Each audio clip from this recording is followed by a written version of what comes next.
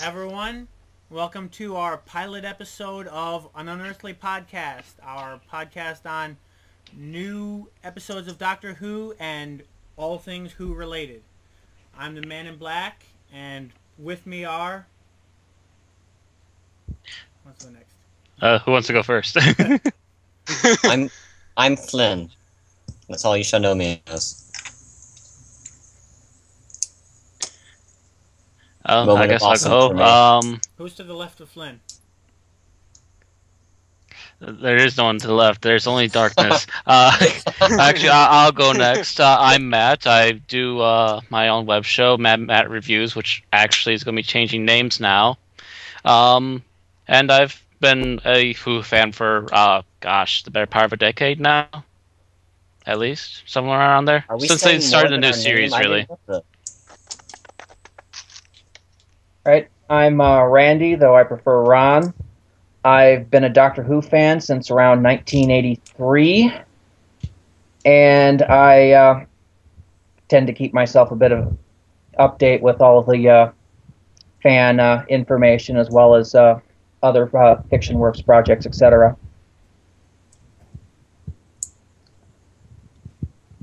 That leaves you, Thomas. Yep. Hey everyone, I'm Thomas, and I actually can't remember when I got into Doctor Who. I think it was only in like the last couple of years, and the main reason was not. I'm the noob here. I started this spring.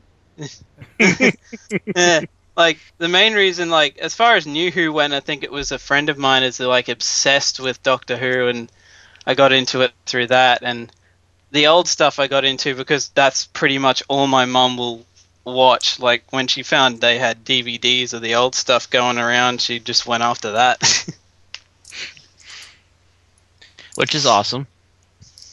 Alright guys, and for our pilot episode, we'll of course be talking about the Season 7 premiere, Asylum of the Daleks.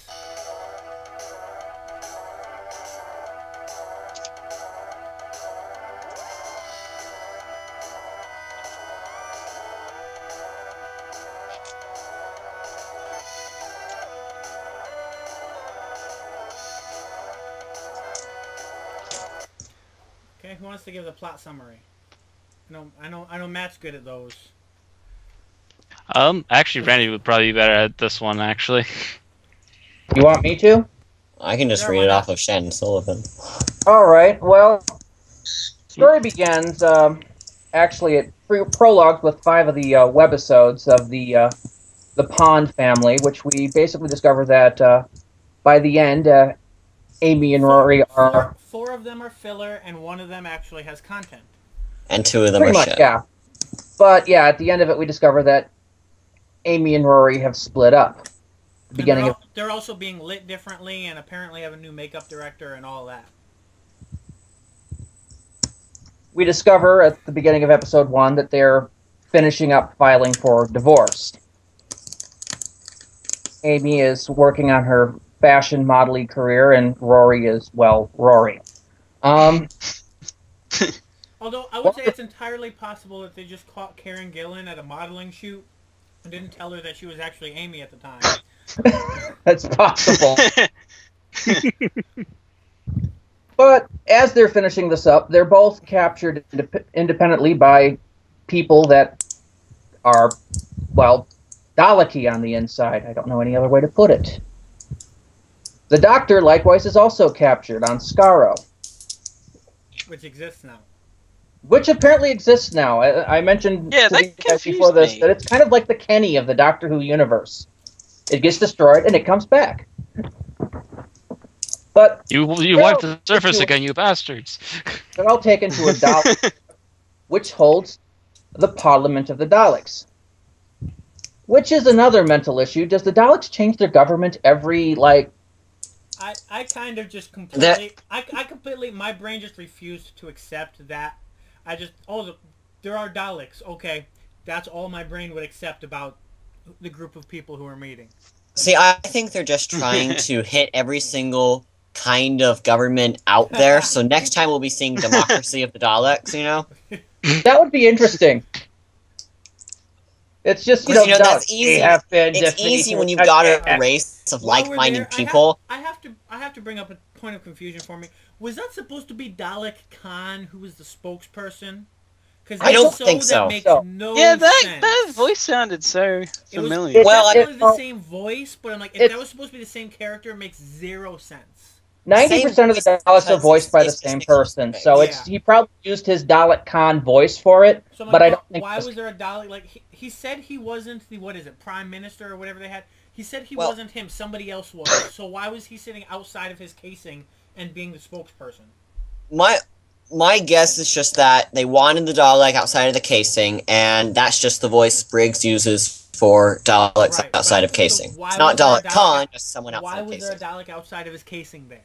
Because he can do what he wants. I don't know. Because he can. Because he wanted to stretch his tentacles. Yeah. Or was, Cramped there. Or was he really the Dalek Emperor, acting like there was a Dalek Prime Minister just to throw the Doctor off guard? The Emperors typically look different, I think, but I don't know. But they look different inside their casing. True. Well, no, it was outside of his casing, too. But we digress. Instead of deciding to kill the Doctor, Amy and Rory, they want his help. They want him to go down to the Asylum of the Daleks, a planet in which they hold Daleks, which are too insane to be Daleks. Now, I will give you a moment to actually ponder this. Daleks are already rolling master creatures powered by static electricity and hate. And don't try to tell them otherwise. And Dalek Khan was considered to be the mad one. Yes. So ship. there are Daleks so much more insane than that they actually put them in a planet and wall them off with a giant force field. Okay, we'll go with this so far on you, Moffat. Just because.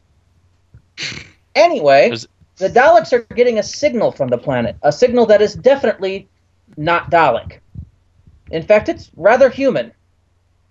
They're receiving Carmen, the opera. It turns out that a spaceship crashed on the Dalek Asylum, which might mean that there's a very large hole in their force field, which means that Daleks can get out. So they want the Doctor to go down, lower the force field so they can destroy the planet. The Doctor really doesn't really want to do this, but doesn't really have a choice. So down they go. He's not particularly angry about that fact. He's just like, wait, why are you launching me at a planet? Okay, you're launching me at a planet. So that's how 11 rolls, apparently. Well, the enemy of the Dalek task force to do this, and that's basically no. Okay, it's us. Well, the enemy of your enemy is your friend, I guess. Until you not where the Daleks concerned. The enemy of your enemy is your enemy's enemy. Well, I think the assumption is they want to kill the Doctor. Obviously, they know he's good at whatever he does. And so their assumption is probably that, okay, we've got this thing we need to destroy, put him in there, destroy him, kill two birds with one stone. If we're lucky. That's probably their plan. Pretty much standard Dalek find a way to completely win plan. Mm-hmm. So they all get split up, being fired down to the planet in this giant energy ray. And one of them runs across apparently a survivor of the ship, the Alaska, which has apparently been down there a year. I'm going to take another pause for a moment and ask, if this ship has been crashed for a year, which means there's been a hole in their force field for a year, wouldn't the Daleks have already escaped? Just a thought. They are crazy. Anyway, the Doctor catches up with Amy. They try to track down Rory, who's apparently fallen down a very large hole. Like he does. They try to find another way down. They climb down into the one of the escape pods from the Alaska, whom the guy swears only been there a few hours. It's been there a year, and all the people in the ship are dead. And actually, So is the guy. He just hasn't realized it and stopped moving yet. He turns into a Dalek puppet zombie, as do the dead guys, and they all pretty much go after the Doctor and Amy. Doctor and Amy are safe because they're wearing little watches that are keeping apparently nanogenes from turning them into Dalek puppets. And they manage to get out of there, find a pathway down, being helped by a mysterious voice coming from apparently the ship that crashed.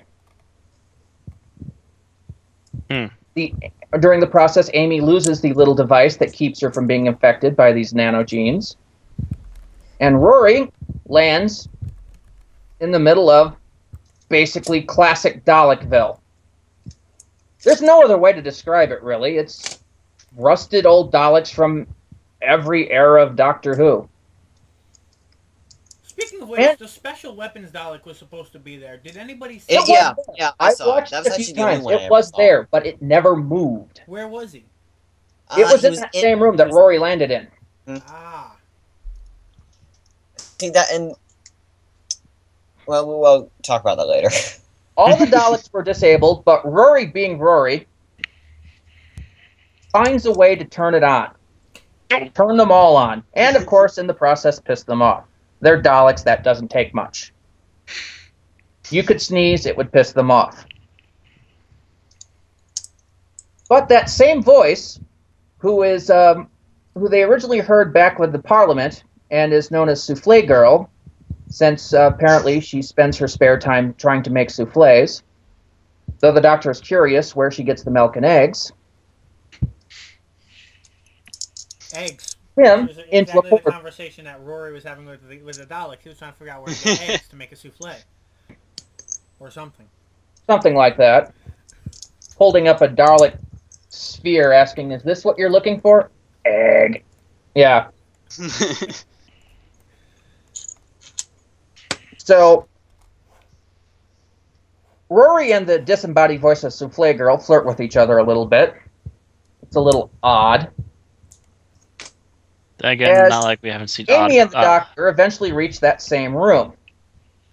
Amy, by this point, is feeling the effect of becoming Dalekized and is starting to hallucinate. And, of course, manages to alert all the Daleks that are in the room. And the Doctor, being the Doctor, blows them up. Unfortunately, she doesn't ask the Doctor if he likes green apples, and she could get him a soda. Where? Judging by the silence, I take it none of you have seen that clip. I don't think so. I think I might have missed that one. Wait, I didn't hear what you said. I'll link you to it, but you probably don't want to watch it till after we're done. Yeah, I won't. Wait, what did you say?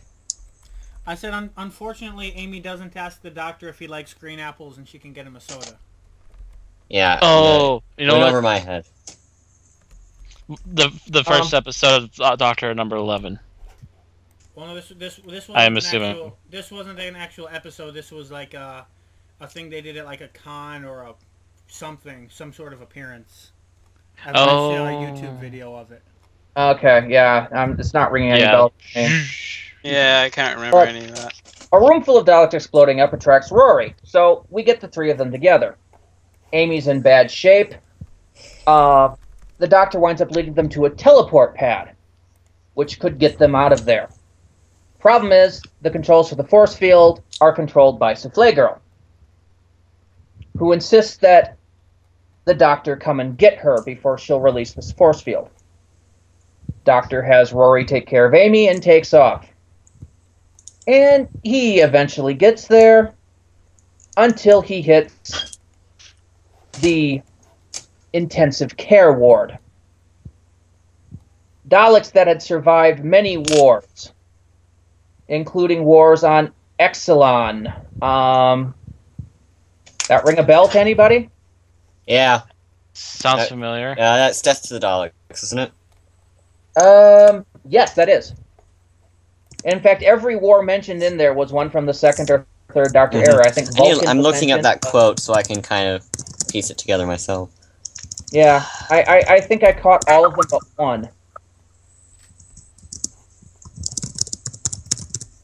one.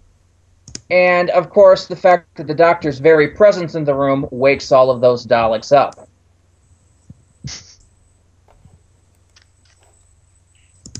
I'm sure none of them are very happy about that either. Not be killed, or not to have the Doctor killed, Souffle Girl manages to hack the Daleks' PsyWeb, their psychic web network, and erase all references of the Doctor from the Dalek database. These Daleks... I was going to say this. Get I about won't say him. this for the rants, but to reiterate what he said, someone in an insane asylum hacks into the entire Dalek Empire's hive mind to erase a vital piece of information. Any insane Dalek apparently could do this. Yeah. If anything, I'm surprised they didn't pull this earlier. On that for the rant as well.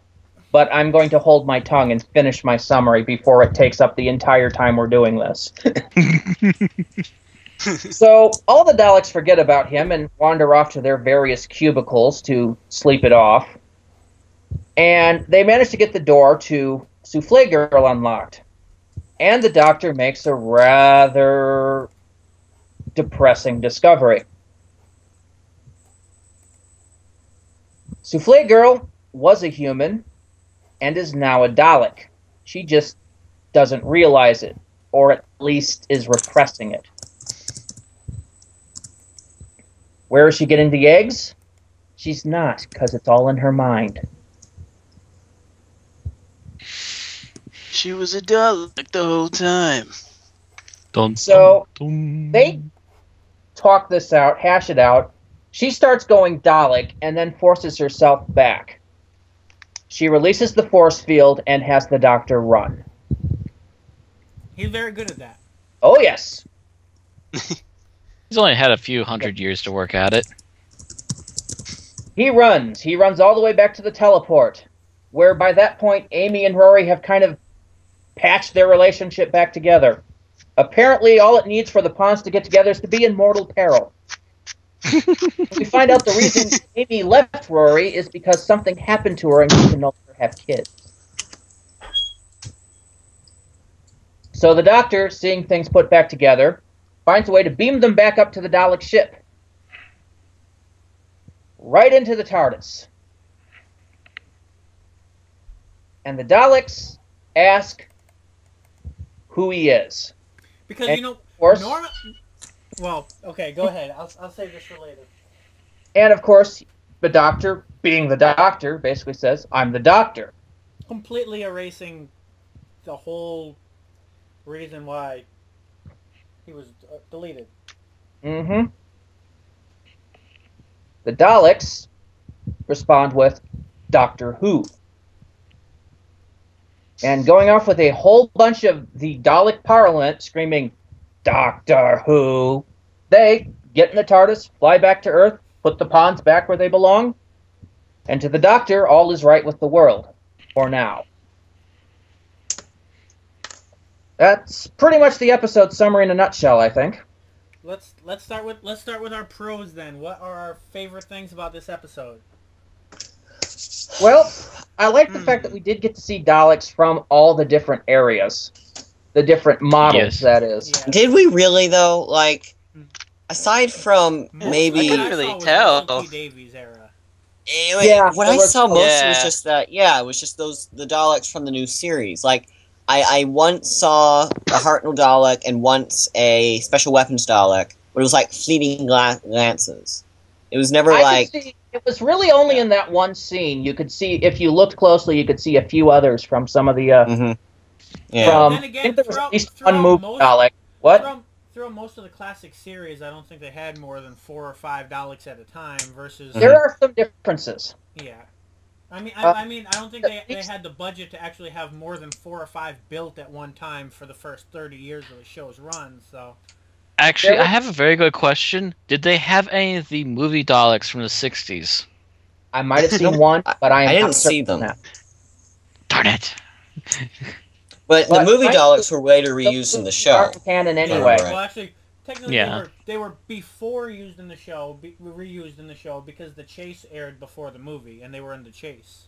Okay. hmm But I know I saw at least one of the Daleks that didn't have the slats down by the where the plunger and things are, and those were very early Hartnell era Daleks. Yeah, that would mean that they were from the first appearance. Yeah. First or second, I think.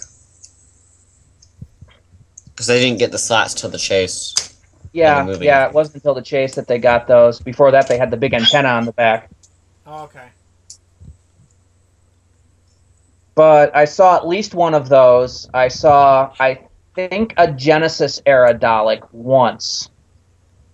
But it was still kind of nice to see that, if it had made sense.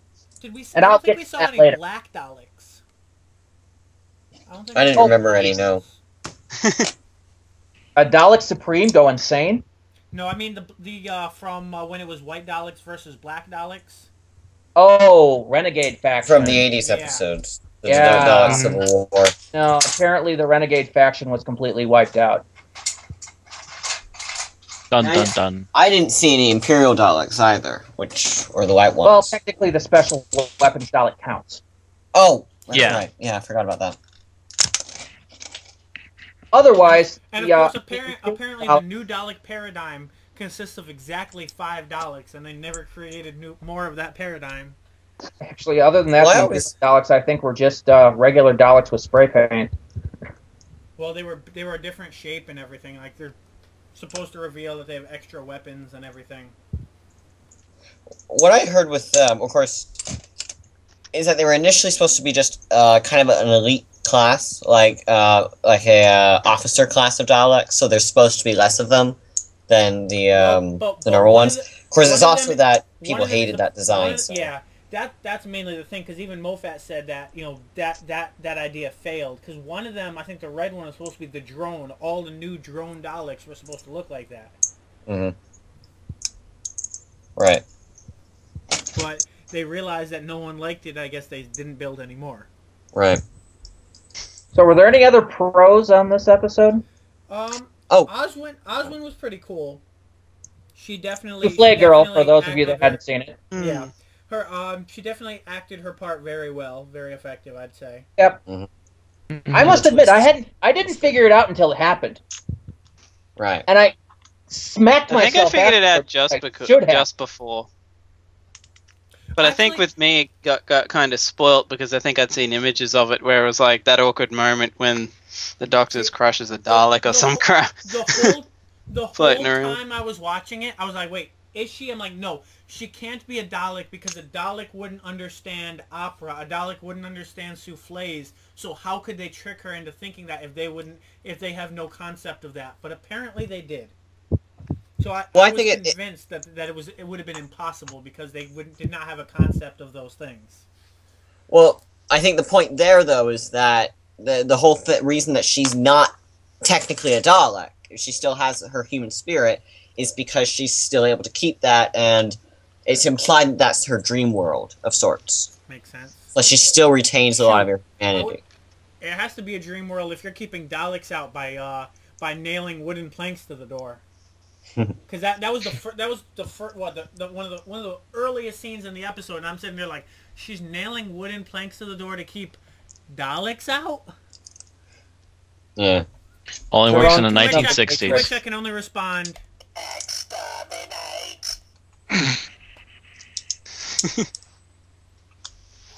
But yeah, it was her own little version of the Matrix there. Her own little reality, just non-perfect enough for her to believe it.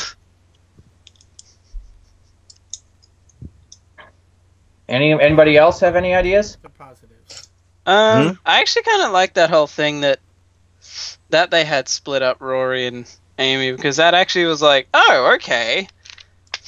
There's a bit of realism in that, in a way. If they had done it in a way that did not seem like a cheap plot contrivance, like they could have done it well, but the whole way it was pulled off, the way they were split up, the way they were put back together, both of those were like a slap in the face. It's like, hey, watch the episode, slap. Like, okay, you watched it now. The idea behind it was pretty good, though, I think. Well, it probably could have been executed better, but yeah. Oh, wait, you're talking about the marriage, aren't you? Yes. I thought you were meaning, like, literally they split Rory and Amy up in different parts. Like, No, not like he's in a different part, and she's in a different part of the planet, which to me felt like a callback to the old Dalek stories where the Doctor and Companion always got split up. But yeah, splitting up the marriage what, was 10 minutes tops? Yeah, see, the thing about splitting up the marriage is, I think it was brought up, he waited how many thousands of years for her? It's like they're not just going to, break up because the at the drop of a hat after that. It's like after all they've been through, the only thing that should be able to break them up is a bullet. See, I think my problem with the marriage, and the problems there, is he's had a season where they've been married. He's had all that time to develop, and about a half season since River was discovered to be their daughter. He's had all that time to build up them as a couple, build up Amy's tensions about River and about learning. Like, when does she learn she can't have children? And when is that? Or sometime last season? No, I'm pretty sure she learned it while Moffat was writing Pond Life. Yeah. Really? She pretty much learned it Well, off. Chibnall wrote Pond Life. Because it would have featured it never featured in last season. Yeah. Really? It was Okay, never so a it plot was point. completely pulled out of the ass. Yeah. Well, basically, but he still had all this time to build them up and use okay, the very nature of television is that you have a lot of different stories to be building your characters. And the fact he didn't do that speaks of just laziness. He's had all this time to be building up the marriage problems beforehand. Instead, he shoves it all into one episode. If they had foreshadowed it into the last half of the season, like the whole first half of the last season was, does Amy love the Doctor? No, it's definitely Rory.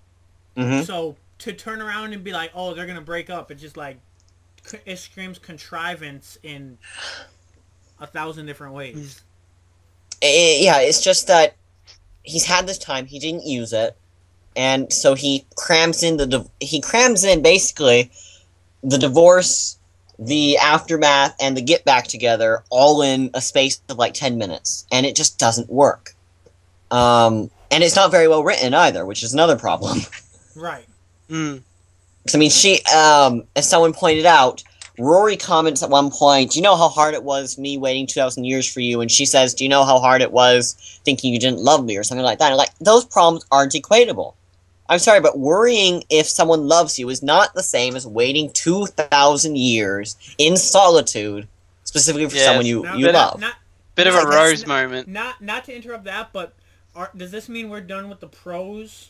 I have one small, and might be a personal pro, and that's this episode did not have River Song in it. I noticed that, and I was really shocked because, especially the way the last season's been, you really would have thought the Daleks would have brought River into it. Oh, River, yeah. I don't like her, so I was glad she wasn't there. So you agree with me on that, pro? Yeah. Pro, River wasn't there. Yes. Can we add another pro? Tegan wasn't there. That's going too far, Doctor. I think even if you said pro, Rose wasn't there. That's still one Doctor too far back. Yeah. Apparently, Rose is going to be in this season, though. So. Really? Oh, God. It's Please no. a rumor that I've heard.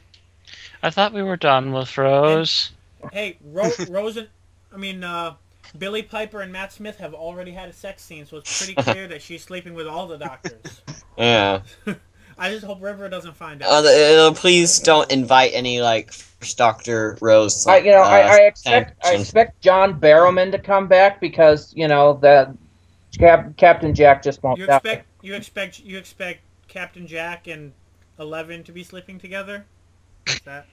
Well, you never know with Jack. Maybe if Russell T Davies was writing the script. Yeah, but no, just because of the popularity of Jack Harkness and the fact that Torchwood isn't really going at the moment, you'd almost expect a cameo by that in the current stuff. But I would thought we'd have been done with Rose and Mickey and the rest of the 10 era companions. Well, the problem for me with bringing back. Rose and Tennant are Rose still has a Tennant in her universe, so it would be a good way to have a 10 and 11 crossover that's not really a 10 and 11 crossover. Now, the problem for me, and this is, I haven't actually heard any rumors of Rose coming back, so I don't know how true it is. But if it were, my problem with that would be that if you had left Rose where you left her in Doomsday, I think was the episode, it would have been fine. Yeah. The fact they brought her back diminishes that ending incredibly, and it was very, very pointless, I felt. Doing it again would be just why? Why would you? What purpose is there to bring back this companion?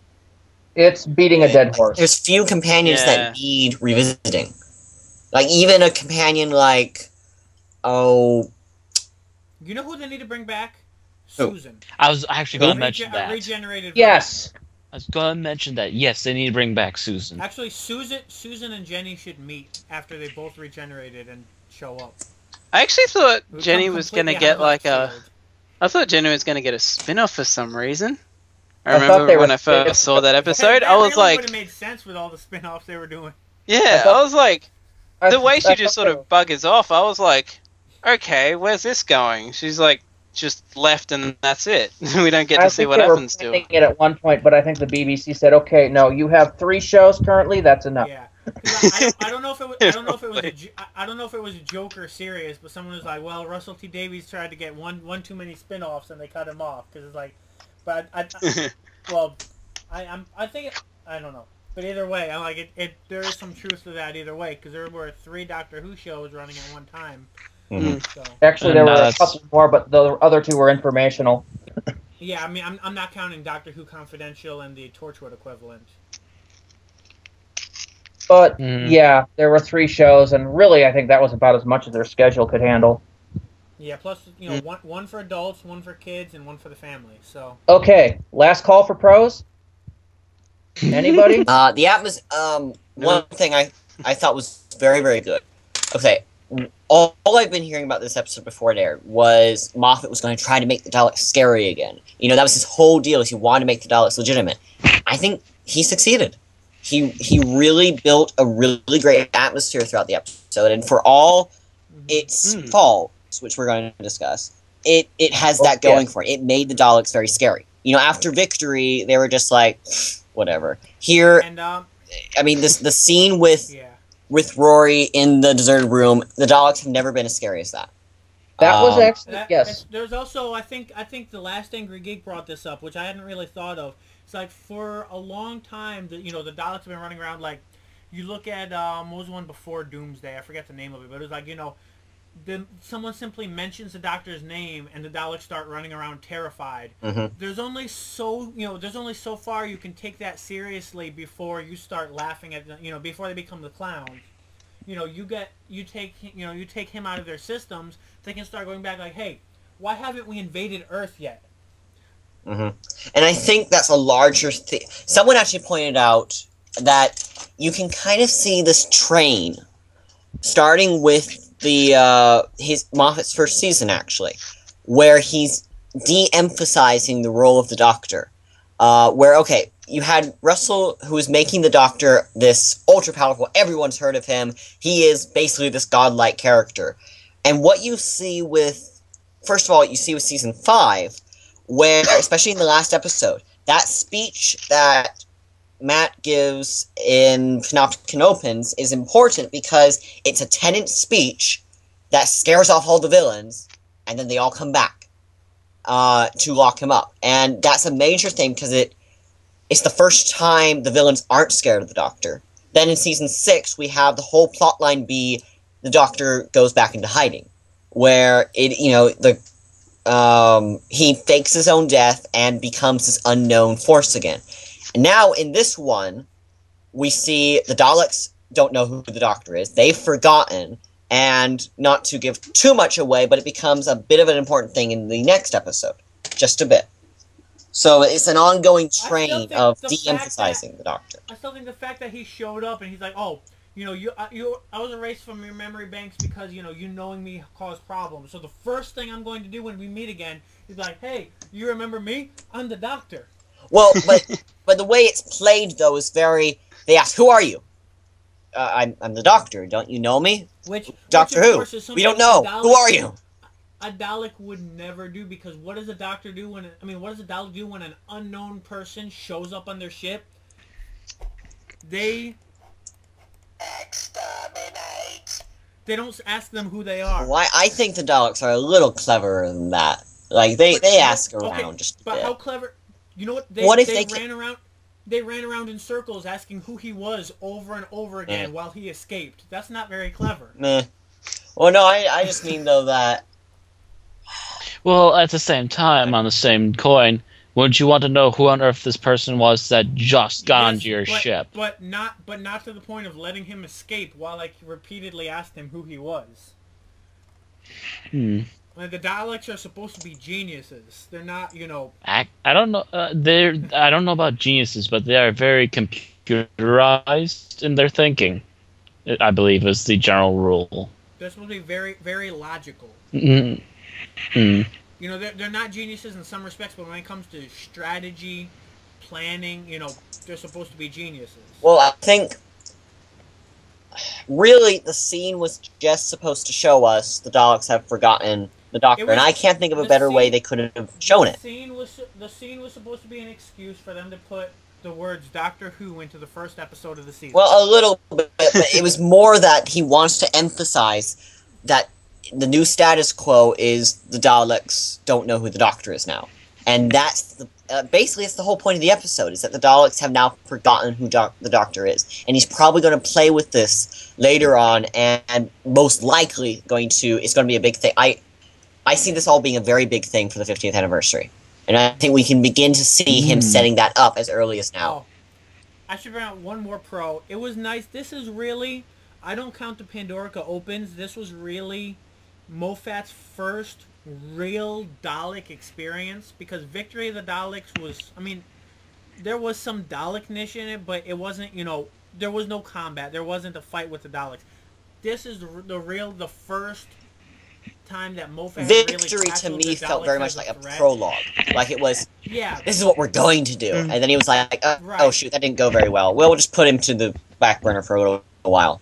Right. And yeah, that's definitely, you're definitely right. This was really, and I'm sure I'm not the only one, but as a fan of the Daleks, I was glad to see them bring it in with a bang, with a whole bunch of Daleks, some new technology, because when you have a race that keeps, reinventing itself, then going back in time to make itself stronger, it makes sense that you have new technology coming up every time they do that. In which case we have these, these human shells with Dalek robots inside them. And I thought the addition to the mythos of the Daleks was very nice. Like, making, the Dalek puppets and having that, which also relates to, like, early Dalek experiments with, like, the human factor and all of that. So I do kind of wish there was a Dalek that was really insane and not just inert. Like, it would have been nice to have, like, I don't want to draw too much, attention to the word Asylum, but, an equivalent to the Joker, a Dalek that just destroys randomly, and his insanity is the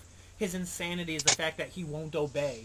And, that would be the perfect character to have in a second. And I think it'd be a fascinating thing to have a Dalek character. Because we've had the Daleks. We've never had a Dalek be a character. And I think it'd be kind of interesting to work with that. Do you count Sek and Khan? Oh, I forgot about them. Well, they were just Khan, yeah. I would count as a character. Sek was just, until he became humanized, it was just a basic Dalek. Technically, we Khan have... But even Khan was like, they only dealt with him for one episode, and he was just gone. But it'd be nice to have a Dalek that was a little, a little insane, and have that be a recurring character. I think that'd be interesting. Or even if he wasn't recurring, even if it was just like, off the walls, batshit insanity, and the Doctor only barely survived him, that would have definitely done the job of making the Dalek scary again, and then... they blew up the planet, but, this is a freaking Dalek. You know what Daleks can do. He could come back later. He could not. And it's always a shadow hanging over your head. Yeah, I think... this is a little bit of a tangent, but I think, we've had the Daleks and the Cybermen for years and years and years now. It'd be really interesting if the show decided to do something really different with them for a while. Like, something, give one of them a character. Like, in the comics, in the early 80s, there was, one of the writers came up with Croton the Cyberman, which was a Cyberman that retained his emotions, but instead of, like, just blowing up like the series ones do, he just kind of brooded for a lot, and it became... it was apparently, I haven't read him, but it was apparently a very, very well thought out, well designed character. It'd be interesting for the show to do something like that, and do something like Oswin is a great step in this direction, because Oswin is kind of this Dalek with character who is retaining her humanity. I mean, I think it would be awesome when she turns around and becomes the companion on Christmas, if she is actually literally, I was a Dalek, but I got better, and I still have all these, Dalek tendencies and everything. Of course, technically, because we're told the companion is named Clara, so. Oh, okay. So it's not the same. It's not the same character. Actress. We don't know. We don't know how she's related yet. Okay. So it's. I was gonna say they've done that before with other characters as well. Yeah, like Martha played one of the people in Martha was the first person killed in the season finale of the season before she arrived. Yeah, it's supposed to be her. And I think the chick that played Amy was also in a Tennant episode as well. She wasn't killed. She was converted into a semi-Cyberman. And then, even in the classic series, Colin Baker was in a Fifth Doctor serial a couple years before he became Doctor. Yeah, he was Maxwell, I think. Yeah. Yeah. Mm-hmm. Yeah. And he shot the Doctor, which is a good way to get his job. Some would take that as a metaphor on what Colin would actually do to the show once he took over. Hey. It wasn't Colin's fault. I blame Michael Gray. Yes, I blame Eric Sayward. Like, as far as that whole camp goes, I'm in the one that says Eric Sayward is at the fault here. Which is the one who is sleeping with Baker's wife? That's Michael Gray. Yeah. But here's the thing. And it's technically Baker's ex-wife. See, not just Sayward. I tend to, in that whole debacle, I blame Sayward and Levine. But honestly, that's a discussion for another thing. I don't blame Baker, because we've seen Baker do stuff in Big Finish stuff, and even in the episodes, I think Baker is just a joy. Like, he's really great as the Doctor. Yeah, from what I hear, he's really great, but he's given shit to. Yeah, pretty much. And I mean, honestly, all I've seen of him is reviews by Nash. But from what I hear, he pulled off. He worked with what he had. Yes, to the best of anyone's for his run on TV. Yeah, he did the best he had, and I actually have a DVD of, I think, one of the Big Finish audio adventures, and it's the DVD with still images made for the specific story, and I thought it was really good, and it had Cybermen. I have to find it ironic that apparently Five sacrificed himself to save his companion's life. He regenerated and turned around and tried to kill his companion immediately. A little bit. Like, I just died to save your life. Now I'm going to kill you. I saw myself in the mirror.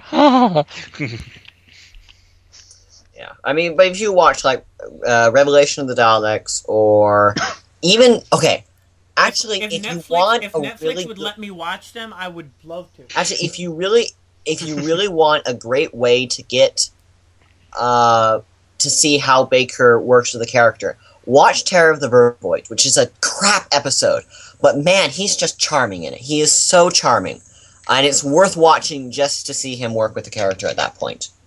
But anyway, so Asylum. John Nathan Turner as well. Yeah, John Nathan Turner. I think Nathan Turner had kind of gone a little too far by that point. Do we have straight up cons, or are we going to skip straight to rants and tangents? I don't know. I'm pretty sure do we have straight up, this is a negative without a rant. Was that I didn't think the relationship was written well. But that's the thing. True, yeah. I think we covered all the bases on that, but I agree. Mm-hmm. The weird thing is, when we were bringing it up before, I actually thought the way they did that was actually, now that I think about it, I hate to say this, but the way they split up Rose and Mickey was actually better. because Yeah, I actually you're like right. that because You're Mickey really got right. his time to Mickey like got his shining moment there. Really, I thought It I was depends like on what really you're gonna happy see. the way they did that. Well, what I liked about mean- the Rose in Mickey one is that every episode it's changed in some way. Even though he wasn't a big character in season 1 or series 1, there was a progression in what they were doing. You know, he was a different character in Boomtown than he was in Aliens of London.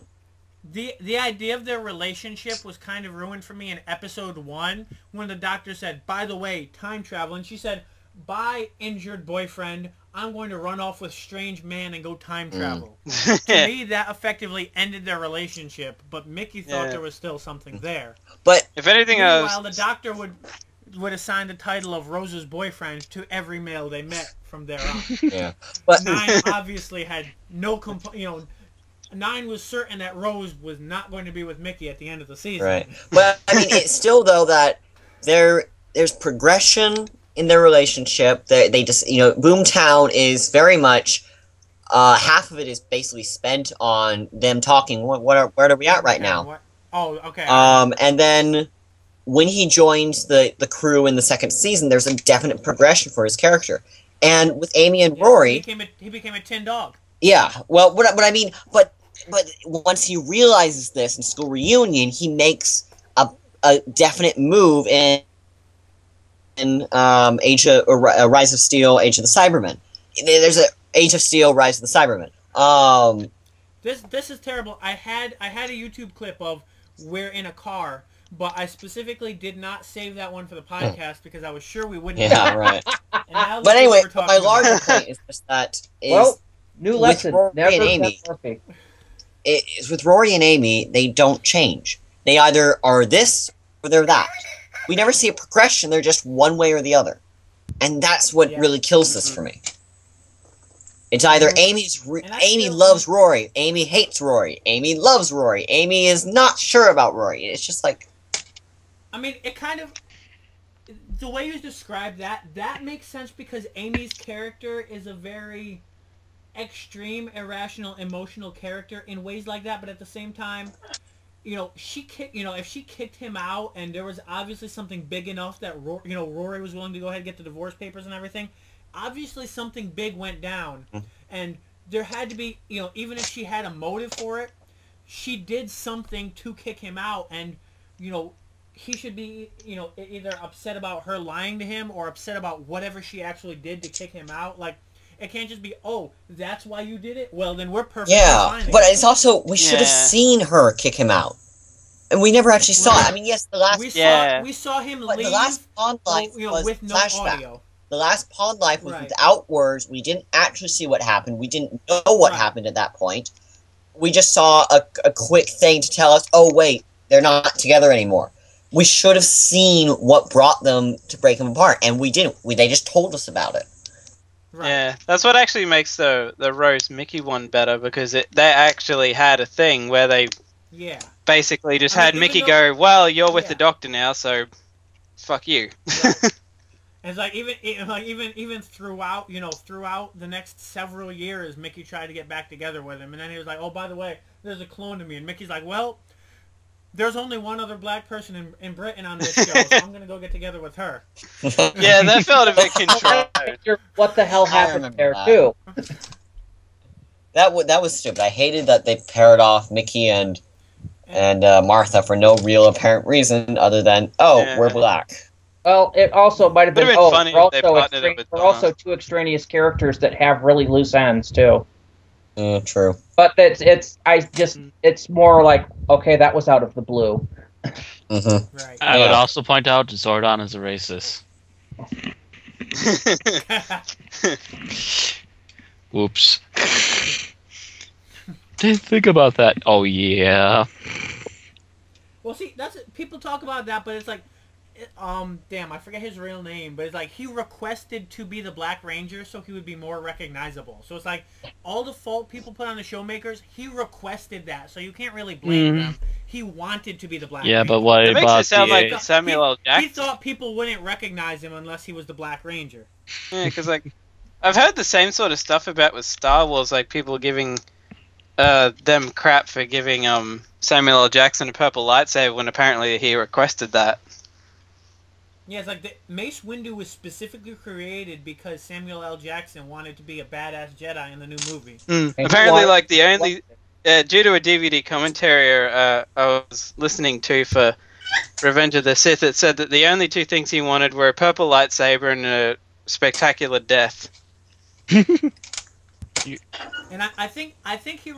I'm trying to remember. I think he requested to be bald because that's part of his gig where every character he plays has a different defining visual feature, so they can all be told apart. I think he has to be bald, but I'm not sure about that. But we're neither talking about Power Rangers or Star Wars here. This is true. Talk about racism. Let's get back to whatever related to Asylum. Oh, we were talking about Rory and Amy. God, that was hard to piece together. Yeah, we should rename the blog something like Tangential Occlusion or something. Anyway, we tangented on a tangent. Yes. So do we want to skip to another tangent? Because I would love to talk about Scarrow. Oh yes, please. So, for those not aware of the history of Scarrow, first the 7th Doctor tricked Davros into blowing it up. Then the 8th Doctor retconned it into it not really being Scarrow. And then somewhere between the 8th and 9th... Where do you get that retcon information? I've seen it was in one of the novels apparently. I think I've seen several people bring it up. I don't remember. Yeah, War of the Daleks, probably. It was either a novel or an audio. I think it's War of the Daleks that tries to fix it. And War of the Daleks is apparently crap, right. So... I also hear it's crap, yes. Then the 9th Doctor blew it up in between the movie and Season 1. And then, I guess, when 11 restarted the universe, it came with a new Scarrow, but possibly not a new Gallifrey. We don't know yet. Yeah, well, that's okay. kind of a... Yeah, that's actually a good question. And I've heard people say it was because Gallifrey was time-locked when Scarrow wasn't because of the way that 9 ended the war, but well, I call bullshit on that because they were both supposed to be time-locked in the first place, so why would only Gallifrey be erased from ever and Scarrow be... See, I would argue, though, that it was only Gallifrey that was time-locked, although I don't believe they've said either way. If they have, point me to the episode and I'll... They said the whole Time War was time-locked. And yeah. The entire... But if the final final battle... He blew up Gallifrey and Scarrow at the same time, supposedly. Well, if the final battle was on Gallifrey, then only that part of the battle would have been time locked. As in, if the all-out war was on Gallifrey, then that's what would have been time locked. Were you the one who made that post on the forums that I read? No, I don't believe so. I was the one who actually asked the question. Okay. I think. I remember you were heavily involved in the conversation. Right. No, but that's false because the End of Time Part 2 mentions that they're on Gallifrey, they're only at the outskirts of the war. Well, really though, I mean, this is my thing on that, is that Moffat, well, okay, the Doctor Who writers in general write what the audience can remember. And as far as continuity goes, that's usually what they do. I mean, that's their attitude. No writer Doctor Who, it's like no writer Doctor Who has ever had specifically believes in continuity the way that every other fandom in the world does. Right. Well, really, though, that probably what's happened is that Moffat thought, I wonder if we can use Scarrow again. I wonder if audiences will specifically remember it was destroyed. Probably not. Let's use Scarrow. Well, I think that was also the point of the Big Bang. He wanted to be able to put anything in the universe that he wanted, so he simply restarted the whole universe. Or, like, really, and his whole view of the program is, like, he even said at one point, I don't believe a time travel show can have continuity. He doesn't really care about it. And so, I don't really criticize him for that, because it's just like, he's kind of right. Like, it is a time travel show, things can happen. In certain instances, like, we can't all of a sudden have Gallifrey again because that's been such a major part of the show for the last 5 years. They have to explain it. something like Yeah, but Scarrow, it's just like, yeah. um, I'm like, I think it would be really like they might do this with the 12th Doctor. Just turn around and be like, you know what? The new audience has gone, 7, 8, maybe 9 years by that point without Gallifrey. Let's bring the Time Lords back and see if they're as shocked as they were when the second Doctor had to deal with Time Lords. personally, what I would really like to see, and this is just me, I would really like to see. Okay, in the 80s, Romana, who's the only Time Lord companion, stayed in E-Space. Technically, Susan should have been a Yes, Time Susan Lord, is. but Right. yes. We really don't know if Susan Oh, was a I forgot about Time Lord or Susan, right. But Romana was the only companion that we see regenerating Yeah. and all that. So, But she was left in by E-Space. committing suicide apparently several times in one day. I would love to see them at one point bring the Time Lords back and have it they came from E-Space. Like, say, maybe in the interim between Warrior's Gate and present, a group of Time Lords went to E-Space and were thus excluded from the whole Time War, and they are able to bring back. It's like we've seen that, Daleks escaped by going into the void. Time Lords escaped by going into another universe and were subsequently eaten by a living planet. So there's holes that they could have slipped through, Charged back but they actually haven't been used. Which is actually the exact opposite of what Star Wars has done. Star Wars turned around and be like, oh, let's use every single loophole a Jedi could have possibly used to survive the Purge and bring them back into a later story. Whereas Doctor Who has these loopholes built in, but hasn't used it. And I think the reason for that is that they don't want to use the Time Lords because the Time Lords can be very restrictive and can do a lot of very bad things to the program. And that was probably the whole reason why Russell T Davies... I mean, not only did Russell T Davies kill the Time Lords, he killed off the possibility of using the Time Lords by making them corrupt and monsters. He made the Doctor diametrically opposed to the Time Lords specifically so we couldn't use them. I don't think he did that because from what I see, everything I see of the second Doctor, the fourth Doctor, the third Doctor, they're pretty much butting heads or completely disagreeing with one another. But it's also that... completely opposed to one another every time I see But them. the thing is what's different about the Time Lords in the classic series and the Time Lords here is that the Doctor still acknowledged them as a part of the universe, and he doesn't even End of Time. In End of Time, he says, "No, I'm just going to kill you all. You deserve that right now." Right, because in the classic series, he was basically like, you know what? If I oppose you guys, I lose everything that makes me who I am. I lose my TARDIS, possibly the ability to regenerate. Versus here, he's like, if I let you guys come back, I'm dooming the universe to war or destruction, because that was their plan. He was like, no, you're going back where you... Plus, by that point, he had been running around God knows how many years as the only Time Lord. He was, he was used to being Time Lord victorious, as he made it a plot point to call himself, as he became even more arrogant than he had. But I think really they don't... At least Moffat and Davies, who are big fans of the classic series, I think...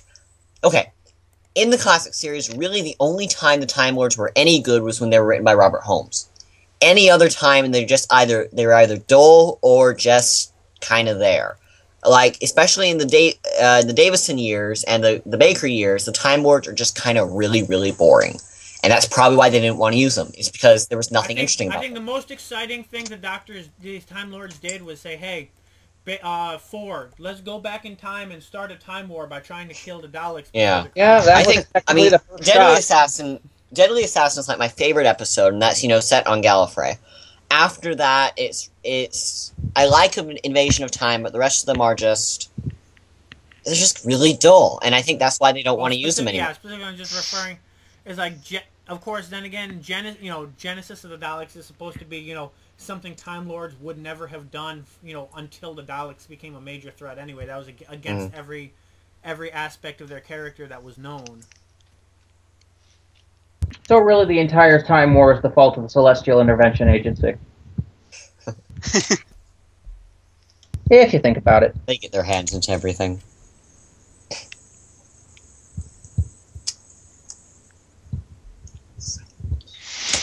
So that covers Scarrow.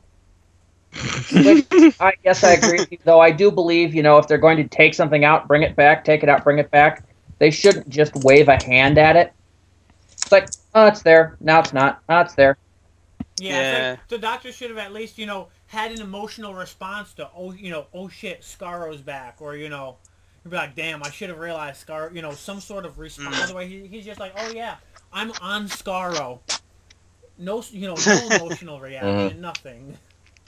It's like, oh, and by the way, you're a Dalek, and I'm being captured. Still no reaction. The way No, there's no mayo in my sandwich. Yeah, exactly. It's like 11 is easygoing, but he shouldn't be that easygoing. Even Trav wasn't that easygoing. I think part of the idea is that by that point, Daleks are a bit old hat for him. Which brings me to a rant I have about the next episode that we're going. That's for good, because I haven't seen it yet. I was at a convention. Yes. Ah, yes. It's supposed to be a joke, but it's a very stupid and poorly written joke. I figured that when I saw the trailer. Later on. Which, actually, that kind of describes the episode, but I'll let you watch it before we talk about thank you. I'll watch it, and I'll probably hate it. The thing about this episode is, the first run-through, I watched it twice. The first time I watched it, I didn't catch anything that bugged me. I was just like, that's pretty cool. The time I watched it, everything started to annoy me. I mean, I liked the episode quite a bit, and I thought it was a very mature thing, and quite a step up from a lot of the Season 6 episodes, and it left me very excited to see what was going to happen in the rest of Series 7. There were things that bothered me, and some things that were just like, this is just unexcusable, but on the whole, I really liked it. I thought it was a very strong episode. Definitely the best Dalek episode we've had since probably Dalek, actually. You think it was better than the Stolen? Oh, I hated the Stolen Earth. I hated that. One of my. See, I liked it, but then again, I was a fan. I was happy to see all of the spin-offs coming together for a big climax. Yeah. And the big climax is being down for us. I mean, I'm not not that I hate. I mean, not that I thought it was flawless, because I was also like, why are they pulling this out of their ass? Davros should have been built up over time. Over the season, Davros should have been built up. What? But he is, he never appeared until, he got pulled out of his ass and stuff. Well, I think, really, it's just, I thought the setup, the first part is wonderful. And then the next part is just absolute crap. And they begin it with an anticlimax, and then it just goes downhill from there. The scenes with Davros and the Doctor, brilliant. Rest of it, meh. And I thought, especially, I don't like what they did with Donna. I thought it was very, very just self. Very hand-wavy. No, very much. Oh, look, it was very self-congratulatory. Like, yay! Look how wonderful and awesome we all are. Aren't we just awesome? Yes, we are. Yeah. And we'll tow the Earth home. And what's even I would say the build up throughout the season relating to Donna about that was worse than that, because there was a lot of especially I keep Rose and River's reactions to Donna were basically like, oh my God, you're the companion who's going to have something horrible happen to her. And it's like, it was just so completely. Every time I watched one of those, I was just like, it's... Well, I just don't like that they... The ending to her character is without reason, without purpose. It's just like, we've developed you to be this really cool, really deep, complex character, and we're just going to take all that away for no reason. Right. Well, that just bothered me. I mean, the actress was leaving. The only alternative they had was to kill her. No, they could have just said, Donna leaves the TARDIS. There. Actress. I was going to say, yeah, they could. I think the tragedy was done effectively, but I think it could have been probably pulled off better, a little less sudden, a little less arbitrary. Yes. And that's... and then, of course, Diamanda Hagen brought this up. They said, if she saw anything that reminded her of the Doctor, her head would basically implode. So she sees the Doctor, the TARDIS, the Master, none of that happens. She has a lightning spell. That annoys me, but that's a separate issue from the season 4 finale, the series 4 finale. Right, because that's an issue with End of Time. Yes. But with season 4, it's just like, okay, remember how many times they reference the bees? The fact that there are bees missing, and the fact that the planets are missing? That's such a minor part of the last episode, and the only time we ever get a reference to Donna's End is when they're accidentally called Dr. Donna at one point, and that's supposed to be our lead-in. Oh, I don't know. There were several points where she referred to herself as just being a temp. Well, but I mean, like, it's never... We never get, throughout the whole season... It should have been foreshadowed, one, that she would end up inhabiting the Doctor's conscience, two, that that's not possible. Or that she would die if that happened. They never foreshadowed that. And that should have been brought up. It's like they foreshadowed a lot that something horrible would happen to her, and they also brought up the fact that, there was a whole thing, a major theme of the season was that she was much more important than she thought she was, but then again, it's easy to look at that and say, they're trying to say that about everybody or every companion, and that would be, a sensible moral, but they're specifically talking about that event, and that's why... I would also bring up is that they constantly mentioned there's something on your back. So poorly, but... Well, they only mentioned that, I thought, for the one season. I mean, the one... No, they mentioned it for a couple times before that episode. Too. I think the first time they mentioned it was, the psychic people before the volcano went up. I think that was one of the first couple times they mentioned. I really have to watch that whole season again to get all the episodes. Yeah, I haven't seen it in ages. Well, I haven't seen any of the Tennant seasons in ages. I rewatched the Eccleston one not too long ago, but the Tennant, I'm just not as huge on those years as I am the rest of the show. I'm sorry, I'm a Tennant fanatic person. Mm-hmm. What I've actually noticed, I've been going through doing text commentaries and whatever. What I've noticed is Tennant, the way he acts out the Doctor and his lines, he's my favorite Doctor because of those. But when I look at his adventures, there's a lot of wonky shit that's going on that I could take or leave. It's just the way he portrays. That's a lot of how I feel. Tennant himself is very, very good, but the rest of the show, I'm just. And hey, look, Roger tying this in. Yes, going on that aren't as much. Ever had a happy season finale? Yeah, he always left it on downer. Yeah, that's weird. Even went out like, well, he went up a big happy bang. I'm regenerating. Ta-da! They did. The Doctor was going to die. They saved his life, and they brought Jack back from the dead. So that's and they destroyed all the Daleks with a hand wave. So that's kind of a happy ending. And when the Doctor actually dies, he's just like, oh, well. But yeah, Tennant just never too had bad. that time. Season 3, well, they prevented the fact that the world was taken over, but the Master But then the Master died, and the Doctor Mark forgave left. him for some really stupid reason. Mm-hmm. A little bit of tangent there. Okay, I hate the fact... Last of the Time Wars is probably my least favorite season finale of all of them. He's just like, I forgive you... he forgives the Master, and what almost completely forgetting the fact the Master killed half the universe. Like, if you ever watched Metropolis, you cannot watch Last of the Time Lords in the same light. Because the Master kills almost half the universe in that episode. Which episode? Legopolis. Okay. Fourth Doctor's regeneration. Sorry, you kind of cut out on my end a little bit. Oh, sorry. It's the Fourth Doctor's final episode, where the Master accidentally unleashes a force of entropy, meaning that the universe... I know, that destroys a third of the universe. Okay, I was like, even in just that episode, he murders at least a billion people in the present and billions from the future. Mm-hmm. Well, and the Doctor's just like, well, you're all I've got, so I forgive you. It is kind of what he's saying. At this point, he's lost his entire race. And anybody... I guess the Doctor's also looking at it, I've destroyed, billions of Daleks and millions of Time Lords myself. Yeah. He's not exactly, he doesn't have the cleanest of hands anymore.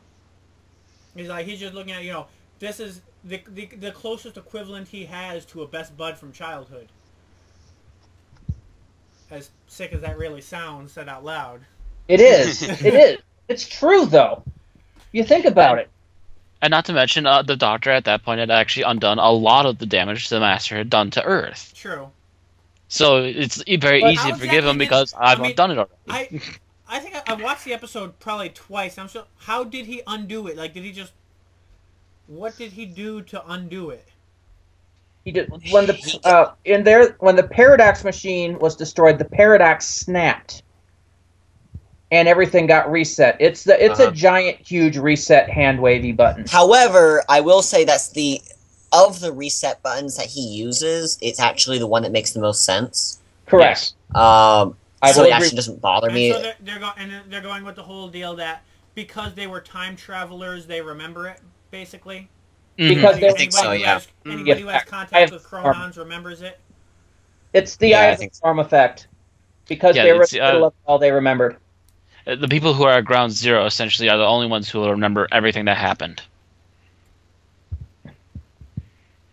Anybody outside the unit shield unit ship didn't remember. Unit and Torchwood and no. Well, the one guy from Torchwood. Just Jack. The helicarrier. I swear somebody stole a page from Marvel and said, "Let's use this for Doctor Who." Yeah. Very S.H.I.E.L.D.-esque.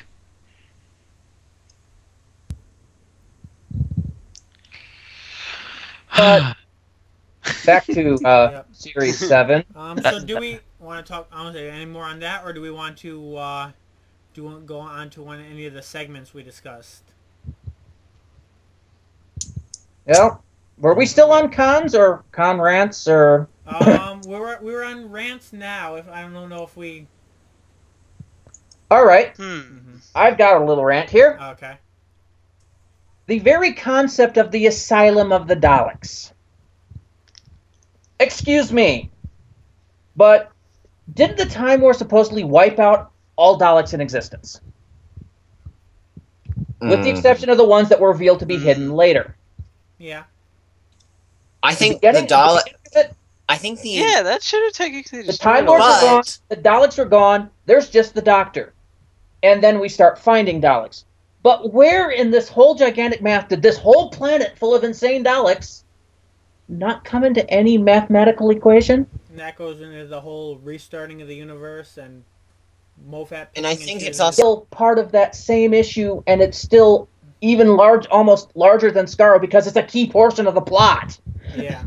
But the thing is that It's like you can guess at how many Daleks are on Scarrow and how many are from which paradigm, but you can clearly see on the Asylum that classic Who Daleks are there. Who should have been obliterated with the Time War. But in fact, they like I said in my summary, they mentioned deliberately Dalek Wars from the second. They mentioned which was Power of the Dalek. I think that's it. They mentioned. They mentioned ones from specific episodes directly. Did they mention Earth? No, they mentioned Vulcan and I think Mechanus, but I could be wrong there. Which one is that? That was the Dalek Master Plan. It's like there was the possibility that Genesis of the Daleks pushed them back enough that the invasion of Earth never happened. But if so, then that would have affected things that from the second and third Doctors as well, not just from the first. Well, yeah. Well, this established war still happened, but at the same time, those Daleks shouldn't exist because the Time War should have taken care of them. Well, it's either that universe reset. There's three options really. If we want to look at it just in universe, not with, because the real option is Moffat didn't care and wrote it anyway.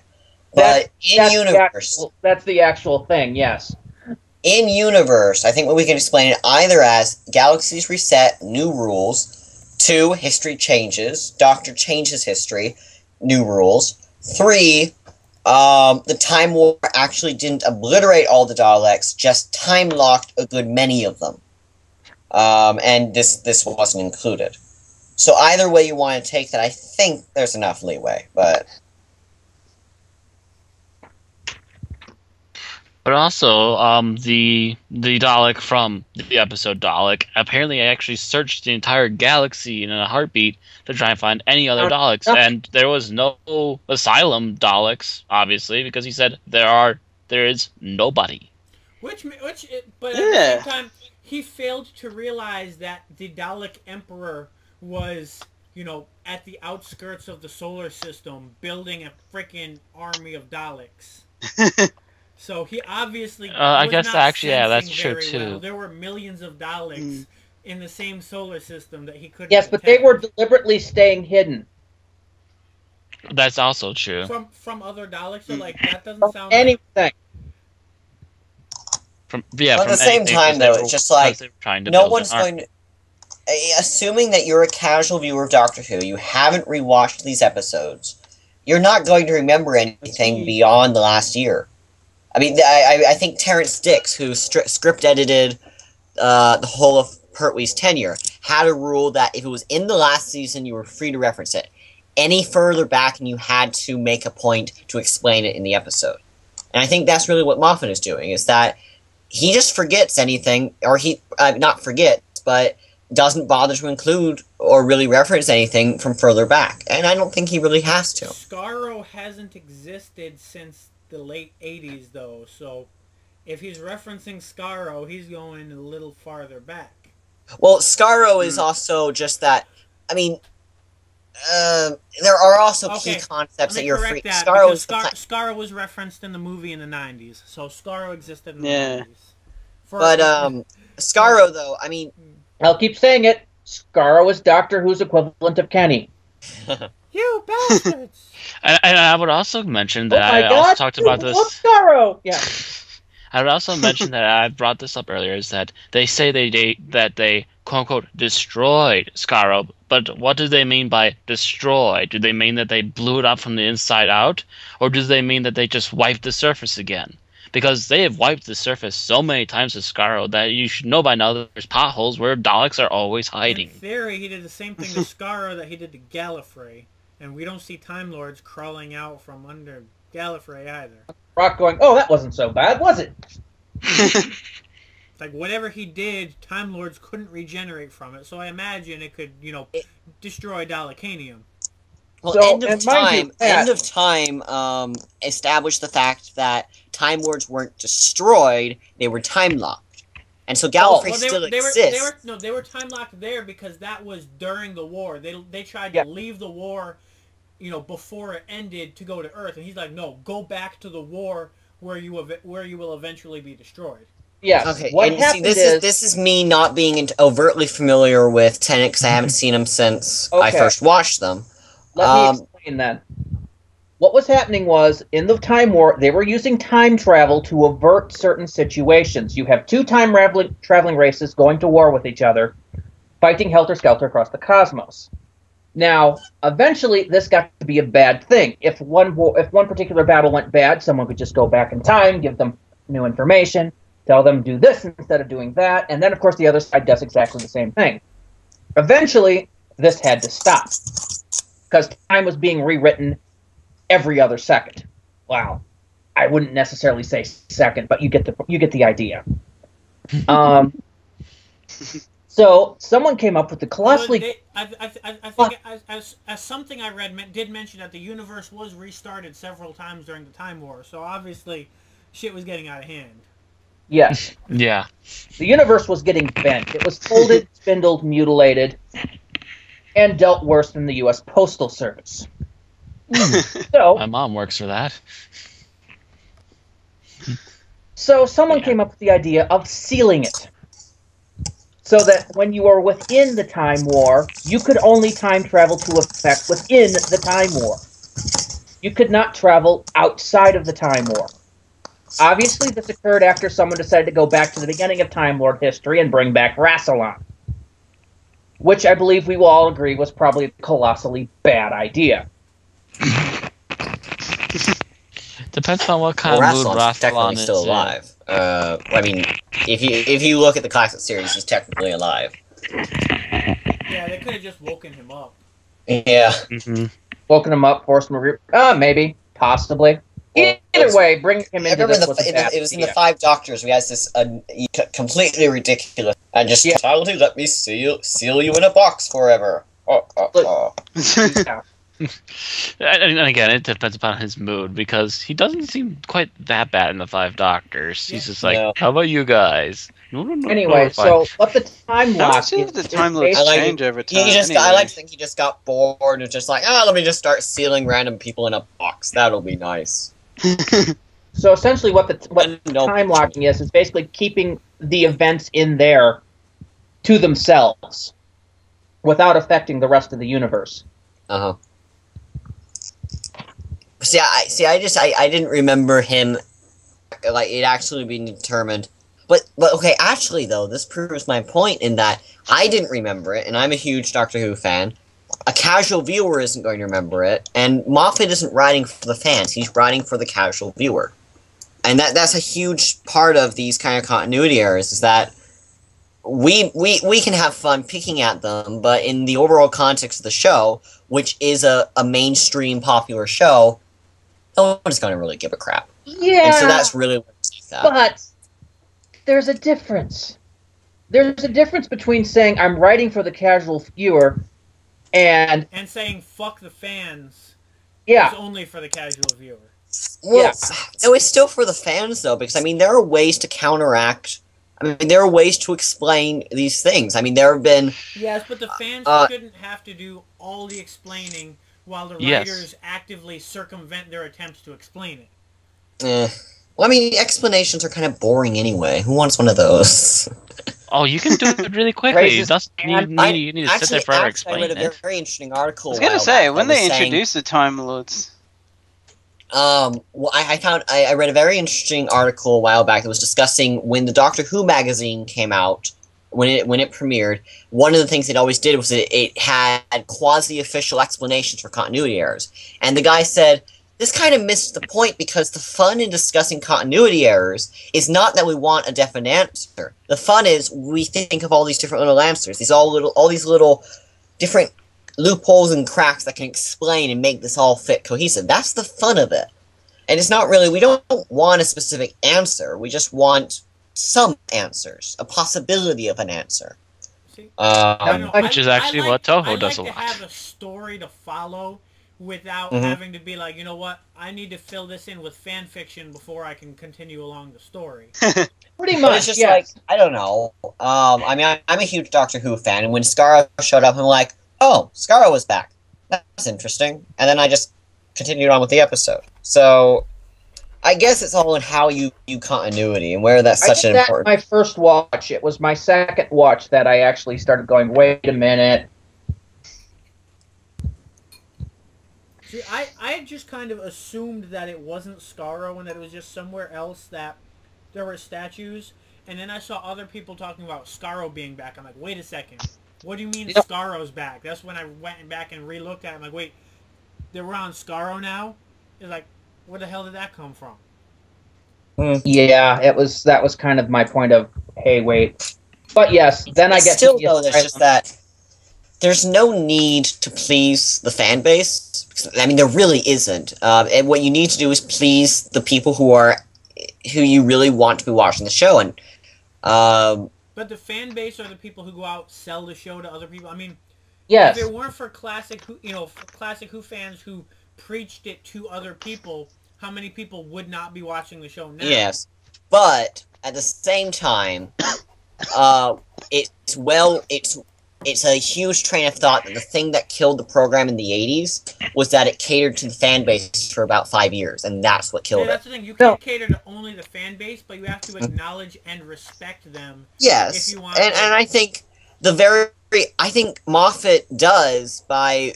I mean, the very fact he chooses to reference all these past things that are kind of fun if you know what he's talking about, and the fact he wants to bring back these old Daleks and chooses to have those, that's pleasing the fan base. And I think... Except he does it in a completely irrational manner.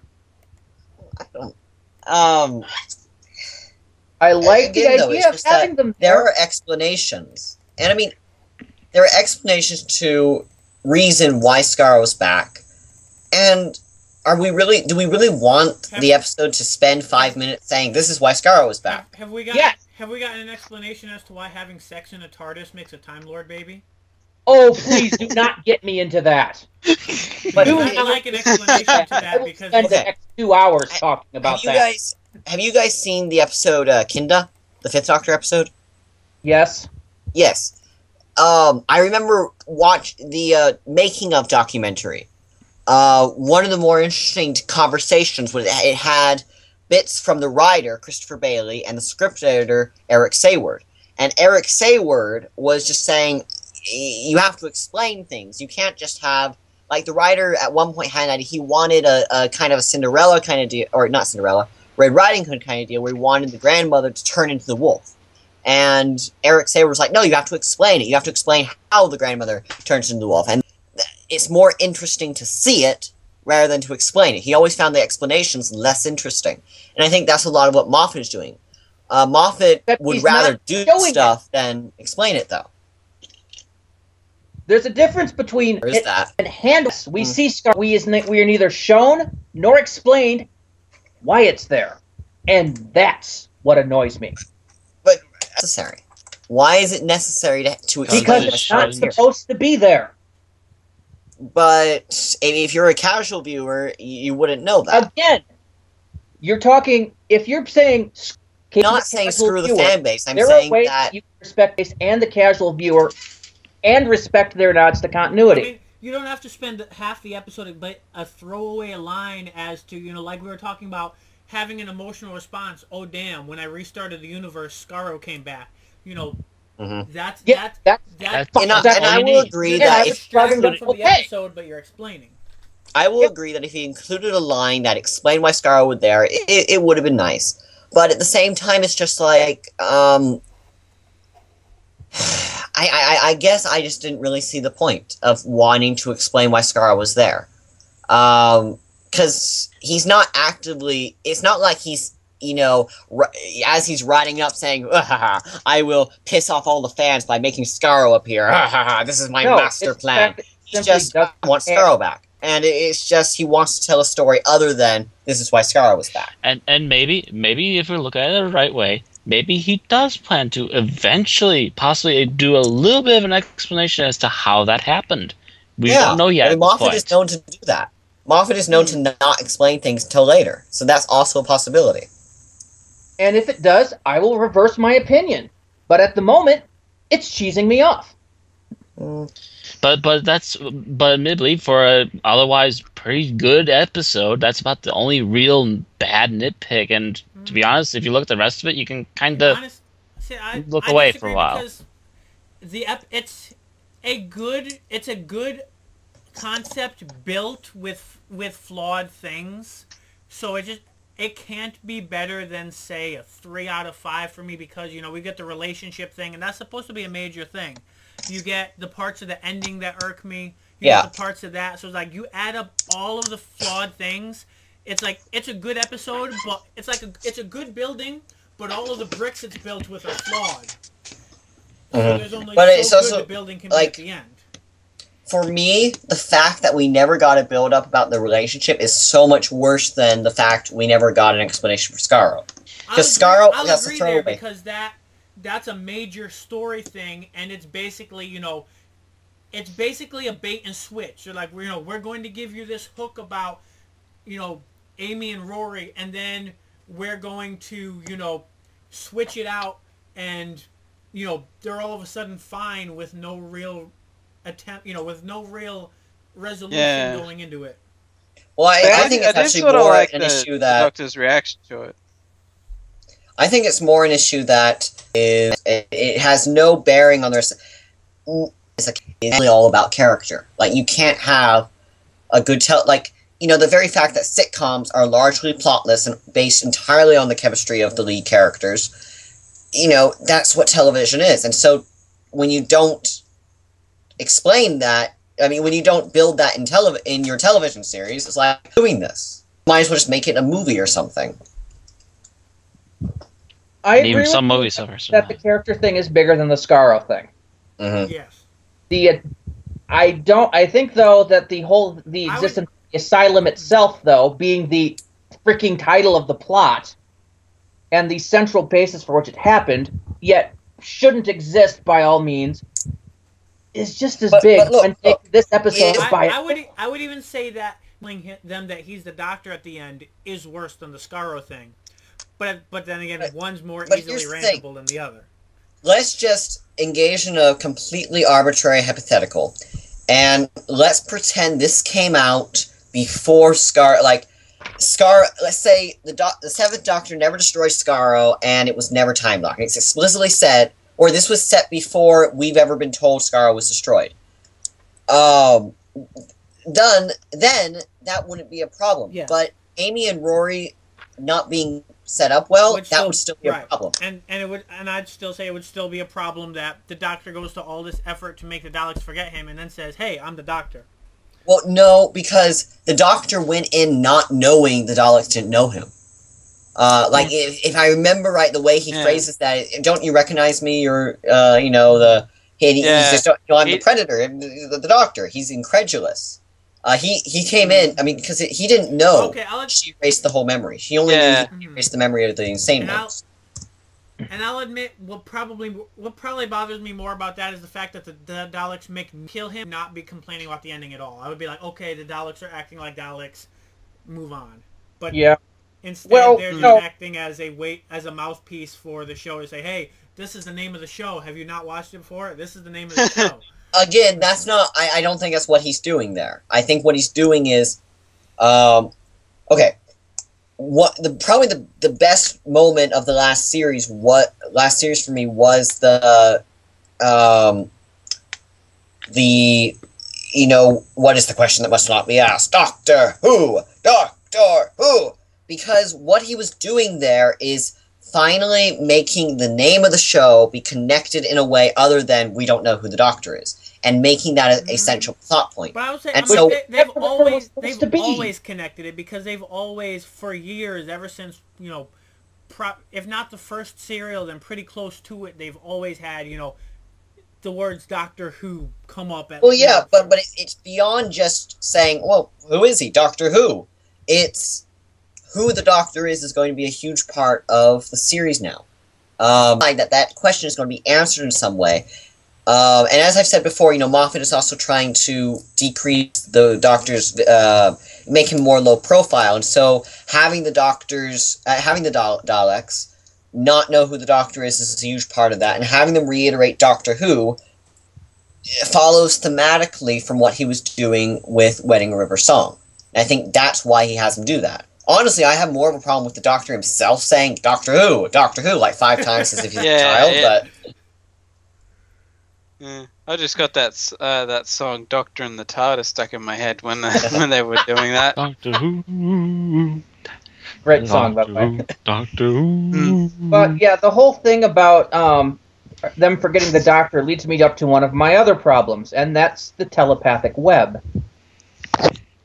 When have the Daleks ever had the ability to communicate? Yeah, that didn't make sense. Did they use the word telepathic in the episode? Yes, they did, which is why it came down to telepathic. Yeah, they did. Because I was kind of seeing it as like a giant Wi-Fi network. It is essentially what it is. It's a biomechanical Wi-Fi network. Either way, the Daleks have never had that. Yeah, I was gonna say. I think especially they always talk to each other, so why would they need? They wouldn't have dialogue if they had. They've always had it. Even they would always consult computers for information and things. Yeah, even in the old what he should have done. Each other. What he should have done is, when they're before the Daleks, they said that. We have this genius hacker and everything. She could create a computer virus and spread it through all the Daleks. No, I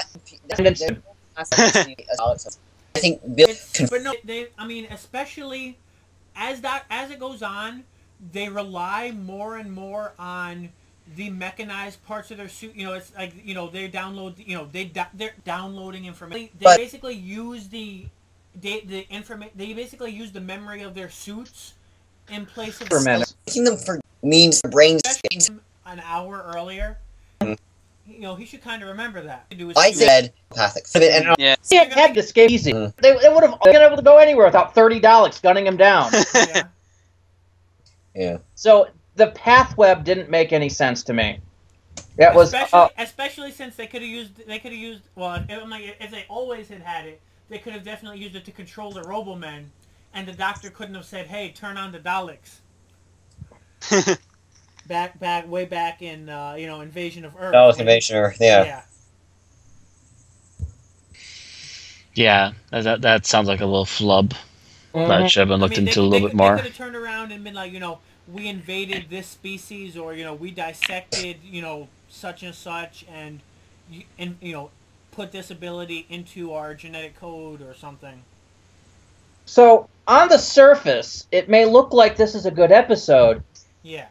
But when you get down to the nitty gritty, Moffat was being lazy. That's where I say it's built up. It's built of fundamentally flawed parts to create an okay whole. Well, I think I still would argue though, and this is just things like that don't bother me as much as stuff like I'm more concerned with what is he doing with the thematic elements of the show? What is he doing with the characters? What is he doing with that? And on that level, I was very impressed with the episode. And I was very impressed also with the atmosphere of it. And so I liked it a little better on that. On the atmosphere. I will agree, though. Yeah. The fact that the whole plot, or not, the fact that the status quo at the end is built on built on the idea that the Daleks have this technology that we didn't have any prior knowledge of. That's lazy. I will give you that. And that definitely is an objective flaw in the episode. The rest of it, I would argue, is really just, I don't know, not as important to me, Once you start adding it all together, though, it's okay, the relationship writing, bad. Like you said, adding it together. Bad. Mm-hmm. It's, if you take any one, two, or three flaws, it's okay. But when it seems everywhere you look in the episode, it's built of these types of either oversights or laziness. It just seems every element of it is flawed in some way. I don't think so. I don't think. I mean, because that's just like the things we brought up are okay. Scarro's back, and they didn't explain it. Telepathic field didn't explain it. Relationship stuff, which is a big thing. And what am I missing? In the grand scheme of things, just limiting to that, the only major issue is the relationship stuff. The rest of it is only minor parts of the episode. The fact that they crashed the ship a year ago and only bothered to go after the Doctor now, even though they all have time travel capability. That's a little troublesome, but it's really just that it's either that it wasn't a problem till now, or that they had some troubles getting the Doctor there, and it ended up being a year later. Either of which are perfectly valid explanations, My assumption is it just wasn't a problem till now. So, yeah. I can't see that it wasn't just a problem till now. Something crashes through... You could a planetary by normal Dalek rules, you could say, "Oh, they didn't notice it until now." But the problem with that, we just introduced a telepathic field that says the Daleks should have known the second it happened. Yes. You've got continuity gaffe conflicting with the plot. Well, they don't conflict with the plot, though. I just mean... Look, they conflict with the premise, but the rest of the plot I'm trying to take this episode in spite of them. Okay, the continuity errors we've mentioned make about 2 of the scenes completely bad, but the rest of the show is still pretty good. Every single scene that Amy and Rory appear in are mentioned by the things we've discussed. But the only scene I think that's inherently damaged by what we've already discussed is the one where they really have that argument, because that's where that all comes out. Mm-hmm. The rest of the scenes with Amy and Rory are fine. It's really just that one. And it's not a perfect episode. I would give it probably a 8, maybe a 7 out of 10. but I don't think it's quite as bad because of these continuity errors. I don't know. For me, continuity is part of the legs you actually stand on for your series, Yeah. so it's kind of knocking the legs out from under it. But If we can't trust what you write today is going to hold true tomorrow, Then why watch it? yeah. just because you enjoy the show. I mean, Yep. if we look at the classic series, I'm going to bring that up again, especially like Tom Baker era. No consistency between any of the episodes. Each one was really Tom Baker era more than anything else was a standalone adventure. I don't think so, because I was like, look at Tom, like the whole thing. Everything with Davros was built up. He was introduced in the Tom Baker era. He had more. You went farther on down Davros's personal timeline in the Tom Baker era.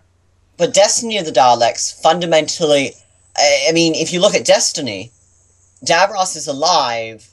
And their explanation is no, they don't even. I don't even think they even have an explanation. So even in that regard, they get continuity. According to the Dalek handbook, it's simply he was kept alive by his suit and buried under rubble until the Daleks dig. But it's very much actually they did say that at the beginning of the episode. And actually, Destiny gets a lot of things about Dalek history and Davros and the Daleks themselves fundamentally wrong.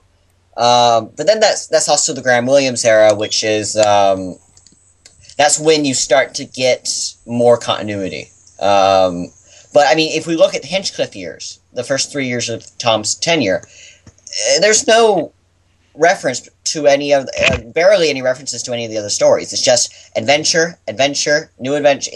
There's no. Also, so I mean that's. Also, you're comparing what Doctor Who was in the 60s, 70s, and 80s, which was a children's show. It's always been a children's show. It still is. It's actually now considered a family show. True, but then I would also argue that the standards of writing that people have grown to expect from their television has improved a lot in 20, 30 years, to the point where we should be able to hold it to the same standards that we hold everything else to. Continuity is not an improvement, it's like comparing though. Star I mean, it's not like the Next Generation. Star Trek didn't hold much continuity in the 60s either. Yet when they started again in the late 80s, they started rigidly setting forth their continuity. But then Star Trek is a fundamentally different show from Doctor Who. No, I'm just saying that's the difference, though. Mm-hmm. And yes, I do agree. Two eras of writing and style. Mm-hmm. Yes. That are 20 years apart from each other. Mm-hmm. And the standards of what society expects out of their shows has changed since then. I've never held the new series of Doctor Who to hold much of anything in the original series, continuity-wise, that. So when the whole thing about Gallifrey being destroyed in 7 and brought back in the 8, I was okay about that, but when it was mentioned it was destroyed again during the 9th Doctor era, I thought... Scarrow. Yeah. Scarrow, yes. I thought, okay, that'll be their explanation for that. I'm fine with that. They're going to go with that, and now they're not. Actually, I don't remember them ever specifically saying Scarrow was destroyed in the new series. I think it was in Dalek. I could be wrong. I saw Dalek recently. But the thing is, my point is not, oh, well, the 70s did it, we're fine now. My point is that Doctor Who has never really been concerned with intense plot continuity in this regard. And I don't think it's something that's really that important. That's where, I mean, it's like, for example, the way I say continuity, say you go to a restaurant every day and you order a cheeseburger. Mm-hmm. If you like cheeseburgers and they give you the same cheeseburger, you're going to keep going there. But if one day a cheeseburger has, one day it has mozzarella on it, but a different day it has Limburger on it, and a different day it has Swiss on it, you're going to be like, you know what, I might get you're like, I'm not getting the same product every time. I don't know what kind of shit I'm going to get. I'm going to turn around and, look at a different option. I'm not going to keep going to the same restaurant and buying the same cheeseburger. Well, the problem with that aspect, the problem with that analogy, though, is that you're basically saying Doctor Who should remain the same all the time. No, I'm saying that the things that it tells us should be the way that it tells us they're going to be, unless they tell us, that very good, solid reason why it should change. And I think you're right, but okay, I do think it is a problem that they bring back Skara without any explanation, but it's not a huge problem. Like, I think it's a problem, but it's also just kind of a minor little thing in the grand scope, because the episode's doing other things. And my problem is it all adds up. Right. Yeah, exactly. Like, we have... It's not just that there's... A lot of the things we brought up are just minor nitpicks, but when you have, as many minor nitpicks as we brought up in the past hour and a half, the fact that we can still come up with more, that's where the problem lies. Like, we haven't even gotten... It's still though that we've mentioned Skara, we've mentioned the telepathic field, and I think that's about it. Or technically, the Asylum itself is a bit of a continuity weird thing. The entire point of the episode. It's an asylum that, by continuity standards, shouldn't exist. Yet it does. But and it's done without explanation that it does. In the bounds of the episode itself, it's perfectly fine. If we go into it, say, this is completely separate from continuity, and watch it on that regards, it's a very, very good episode. But then why call it Doctor Who if it's going to be separate from everything else? Because it has the Doctor in it. That's a good reason. Mubbly, timey-wimey. Yeah, I mean, okay, I'm not saying continuity is not unimportant. And I do think it's a problem that he didn't properly say, this is why Scarlet's back. It could have been done in a throwaway line. But it's also not this huge, big problem. Because the episode is good in spite of these problems. I don't think any of us are saying that any any single continuity thing is a major problem. It's just the fact that it seems each element of the episode conflicts with good storytelling, like the romance thing, or conflicts with continuity. But again, though, okay, here's the flaw is the story has a lot of really bad continuity errors. That's one flaw, and it only ever comes into play if you look at other stuff. And it's even... That's such a minor flaw in terms of the story is still good, the acting's still good, the direction and the atmosphere is really good. It's just the thing about the relationship is that's a problem within the episode. And it's a big one, and I'll agree. That's what outside the episode for that too. Mm-hmm. But I don't think that even if there's a lot of continuity errors, I don't think that's something that makes it a particularly bad episode by any stretch of the imagination.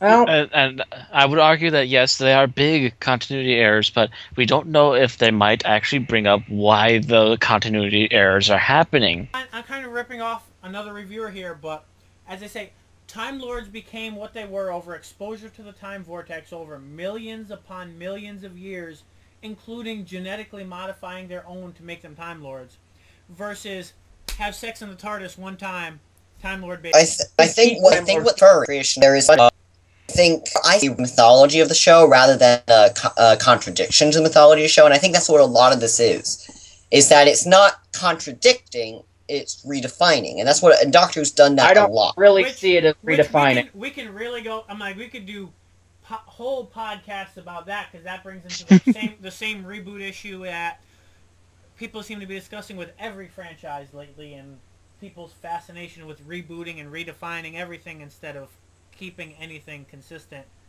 But that opens too many cans of worms to discuss when we've already been going on for almost 2 hours.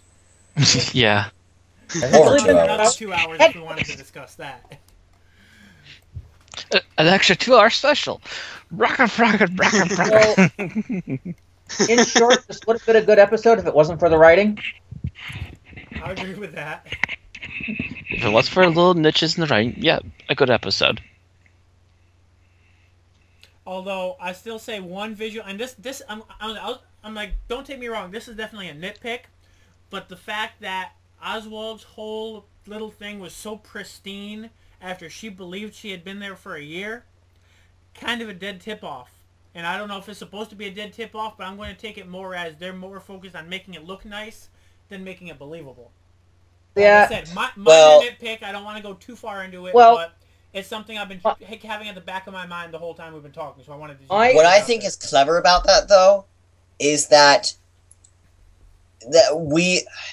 At least when I was watching it, without the knowledge that she was a Dalek... I could see there's some cleverness into it.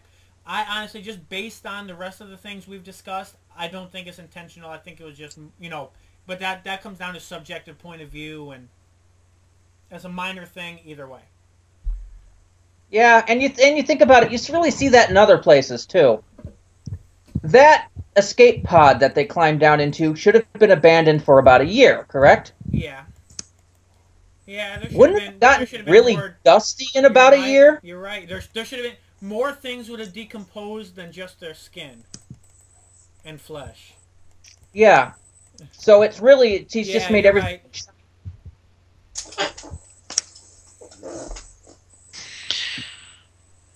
And that just actually occurred to me this minute. Yeah. So to die in all in a nutshell, Doctor Who is an awesome show if you don't think critically about it.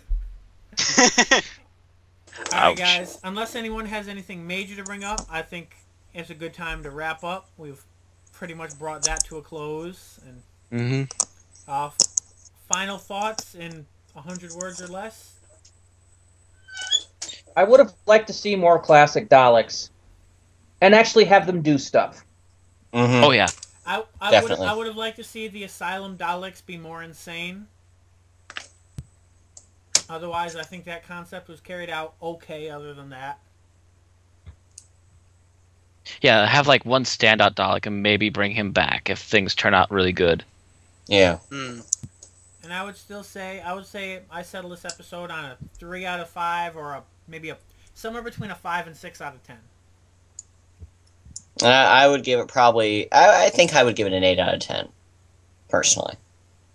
Of course, I would point out that your major complaint is the one that would automatically drop it from a 10 to a 7 out of 10 to me. So... Yeah, it actually... I would have given it a 10 out of 10 if it weren't for the relationship bit. And that's what dropped it to an 8 for me. Just the fact that that one scene was written very badly. That definitely is what dropped it to an 8. Yeah. Alrighty. I think it's a 2.5 out of 5 or 5 out of 10. Because, yes, the relationship's about a 3-point drop, and then there's a point drop for me for each continuity gap I caught. It's midwater, but we'll see if they retract any problems. Yeah. Subject to change if Moffat actually explains anything.